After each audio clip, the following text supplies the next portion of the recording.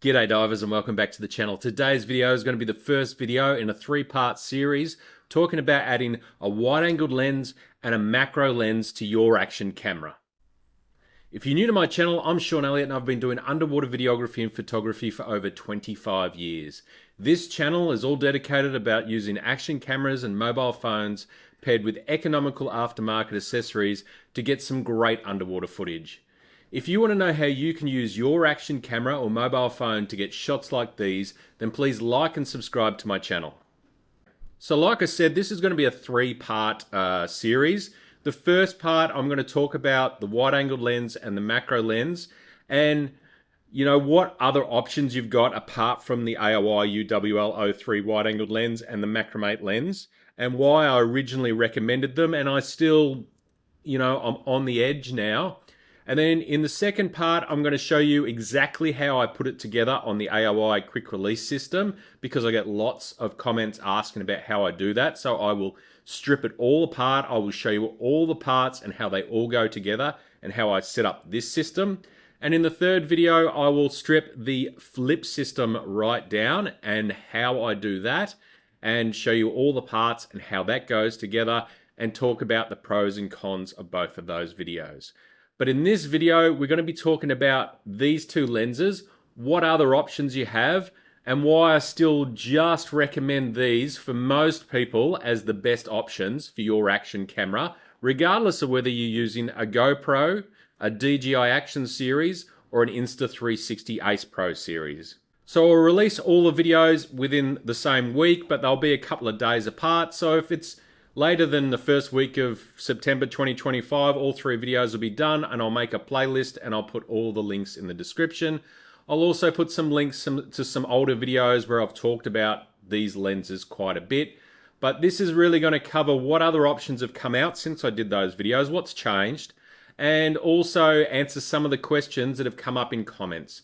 So please, if you've got any questions, please leave a comment because that's where I get a lot of ideas for my content and I start to understand where there's things that I've, haven't explained properly or you need some more information about. I do this for fun. I do it for a hobby. So please like this video, subscribe to the channel, try to watch it all the way through and I will give you as much information as I can to try and help you get better video and photos underwater. So I want to apologize if there's any weather noise in the background. I'm doing my best to cut it out, but one of the reasons I'm doing these studio videos is because the weather outside is horrendous and I'm putting off getting the trampoline out of the front yard that's supposed to be in the backyard and chopping up some trees and all the other things that have happened overnight. So bear with me if there's any noise in the background. I will do my best to try and make sure it doesn't get in there for you. So let's talk about why we want a wide-angled lens and a macro lens for our action camera. So with a wide-angled lens, what we're trying to do is get our field of view back that we lost when we went underwater. And we always like to put wide-angled lenses on underwater cameras because they do a couple of things for us. By getting that wider image, we're getting more light, therefore more color, and it's a sharper image. This lens also lowers the minimum focusing distance on all the action cameras from about 30 to 40 centimeters down to 10 to 15 centimeters, depending on which brand you're using, which means we can then also get closer to our subject, putting less water between us and the fish or marine life, whatever you're filming, which will then be more colorful and sharper. So everything becomes more colorful and sharper. It helps get rid of some of that lens distortion depending on which brand you're talking about. But it definitely on all three of those main brands makes a big difference to the sharpness and the color. As far as the macro lens, I really only recommend this macro lens for the GoPro and the Insta360 AcePro series because they have the ability to zoom in without using a digital zoom. So the Macromate Mini is designed for GoPro. It works equally as well on the AcePro series, but I wouldn't really use it for the DJI series. When I get to talking about other lens options, I'll let you know some options there.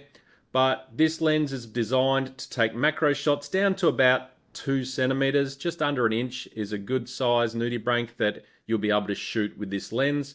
It focuses at a very specific sort of length around that 7.5 or 3 inches, depends on whether you're using the GoPro or the Insta360 AcePro. And On the GoPro, you use it with linear and zoomed in at 1.4 times, and on the AcePro, you do the clarity zoom, and you can get nice little macro shots down to about an inch, compared to the fact that if you don't have that lens on, the best you're probably ever going to shoot with any of the action cameras is a good 30 centimeter or foot long fish because of the focus distance and that wide field of view. The other reason is to get a much larger range of shots. I mean, if you're just shooting with your action camera lens, that is the one real field of view. I know you can change your field of view, but underwater, none of them make a massive difference. Certainly not the same as going from macro all the way through to wide angle. So people always ask me, why did I recommend the AOI UWL-03 wide-angled lens and the Backscatter Macromate lens? And it's got nothing to do with me having any sponsorship deal or anything to do with AOI or Backscatter. I just don't. And quite frankly, if there'd been any competition when these came out, I'd quite happily recommend them. But when they first came out, they've been around for many, many years. There really wasn't any other competition, and things have changed, and they were also a lot cheaper than they are now. I will say this. For when they came out, the Backscatter Macromate Mini was revolutionary. Backscatter did an amazing job going out and creating this macro lens for the GoPro. It's what really got action cameras being used underwater. And still to this day, I still think this is the best macro lens for an action camera. But we'll get to that. The AOI UWL-03 was one of the first wide-angled lens that came out that was designed for action cameras. And they were also at the bottom end of the price. This is a very good value for money for lens, or it was. It's starting to get a lot dearer because of the way things are in the world. Postage has gone up a lot, and this lens, for instance, at Backscatter has gone from $199 to $299, and that's if you get the Backscatter version in only pretty much the last 6 months. So things are starting to blur, and there's also a lot more options now. So I really picked these lenses on 4 things, and some of these things are starting to disappear. So the first one being price. This is still your cheapest option for this optical quality. You will not, anything cheaper than this is just not worth using. If you start getting into plastic lenses and things like that, it's just not worth having a look at. So this is still your cheapest option for a wide angle and a macro. Just. The second one is size and weight. There is many lenses out there, but these lenses are far more compact and far lighter than using 67mm lenses by a long shot. And you're using an action camera, so you don't want massive lenses that aren't adding any value for you. The next one is ease of use.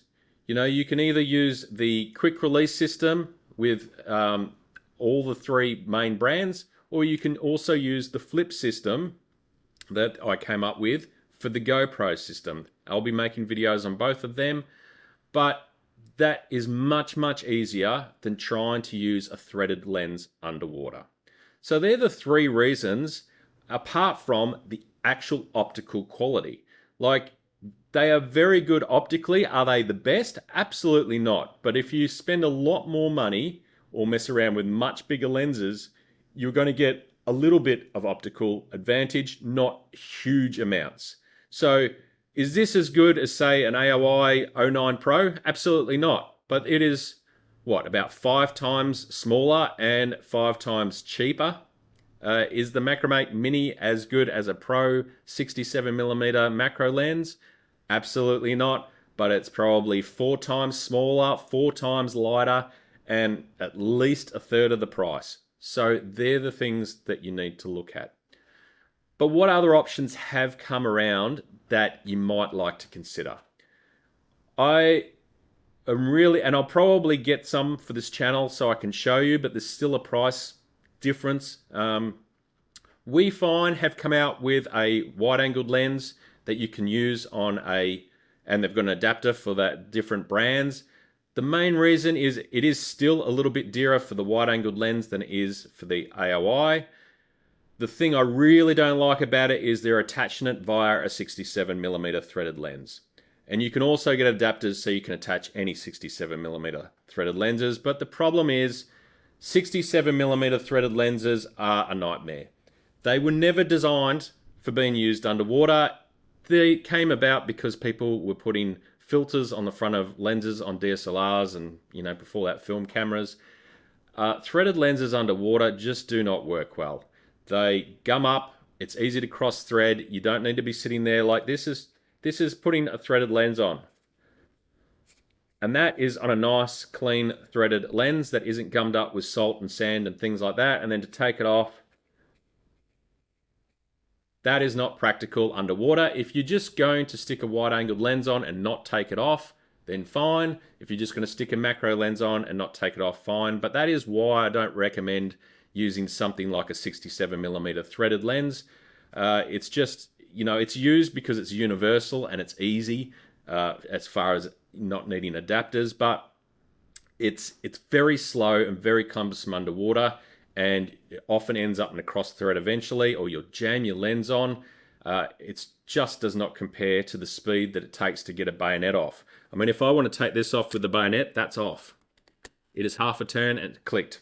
And it's not going anywhere. It's locked in there. It's not just sitting on a thread, where I've actually had lenses slowly vibrate loose and drop off and disappear. So that is why I don't recommend using any 67mm adapters like Dive Every Day, I think, makes some. And there's nothing against them, but putting 67mm lenses on in front of an action camera, it's expensive and it's heavy. So again, with Weefine, sure, they make that lens that's only a little bit more than the AOI, and it also enables you to shoot with the full frame of the GoPro and the AcePro 2. So that is an upside if you're just going to shoot in wide angle.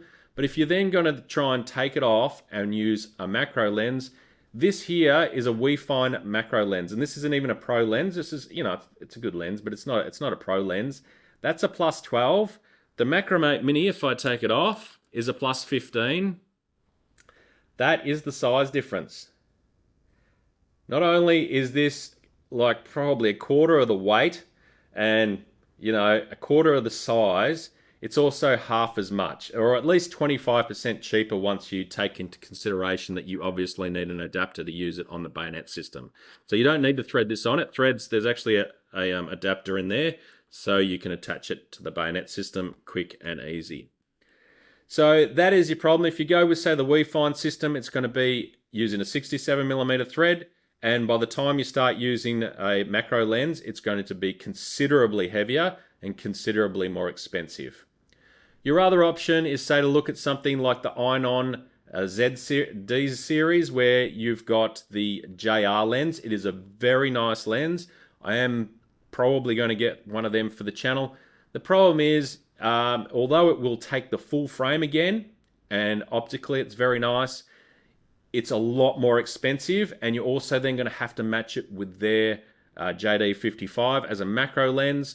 So suddenly you're talking about 70 or 80% more for the lens, for the wide angle, and 50% more for the macro lens. So it does add up, but it is optically better, and those lenses didn't actually exist back when I originally started using these. These have been around for a long time. The Macromate Mini, right back from, I think, the Hero 3, it's been around, and the AOI has been around for quite a few years now as well.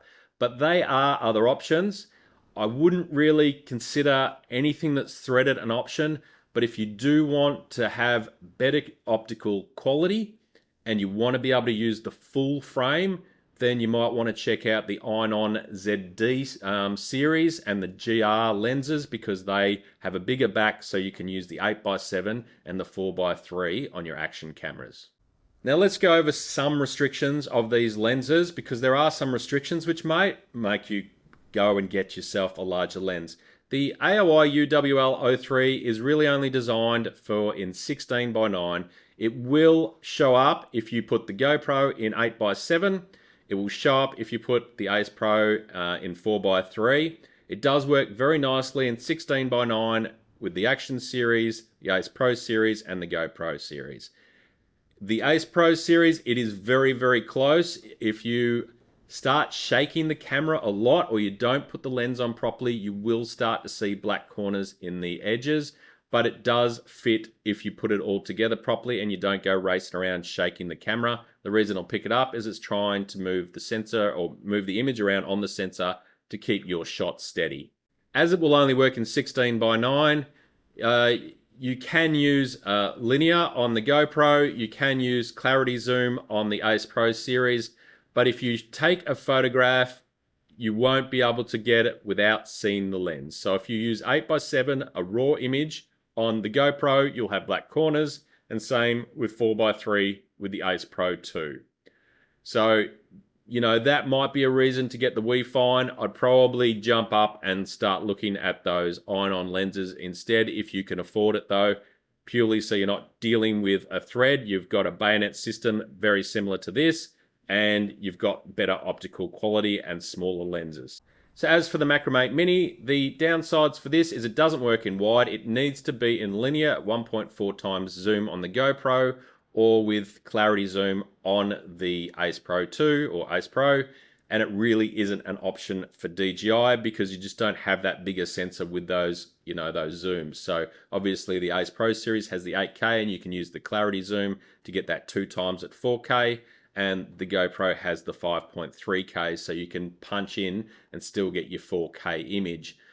I wouldn't do it with a digital zoom. So if you're going to put a macro lens on the DJI system, I would be looking at probably AOI make a UCL, which is the close-up lens, which matches this. It is dearer, and it is a close-up lens. It's not a macro lens, but that will work on the DJI. It's, you know, it's at least 25 or 30% dearer than the Macromate with a lens adapter. And like I said, this is a macro lens. It's a +15 diopter. The UCL is just a close-up lens, but it's a different type of lens. It's optically better though, and it lets you have a much closer focus distance, still with a much narrower field of view than you do without one. The other downside of needing to use that zoomed-in shot, I mean, you get doing it because you want a macro shot, so you can shoot things down to a couple of centimeters, but it means that if you've got a GoPro, if you're going to take photos, you're going to have to do it with a JPEG because you can't do linear and still get raw, at least not up to this point with the Hero 13. With the AcePro 2, you can shoot raw because you can shoot a 12 megapixel clarity zoom shot in raw. The only downside with the AcePro is it is very difficult to find a way to have clarity zoom on with photography and still have access to everything else, because the AcePro series has a pretty annoying user interface underwater in the housing. There, you can use clarity zoom in video. You can't use clarity zoom easily in photography. If you enable it, you can then not change between all your other presets and go from photography to videography. The way around that, if you do have an AcePro 2, is to make it so the camera does not switch off. As long as your camera does not switch off, it won't matter if you change presets, and then put clarity zoom in on one of your photography presets before you put it in the housing.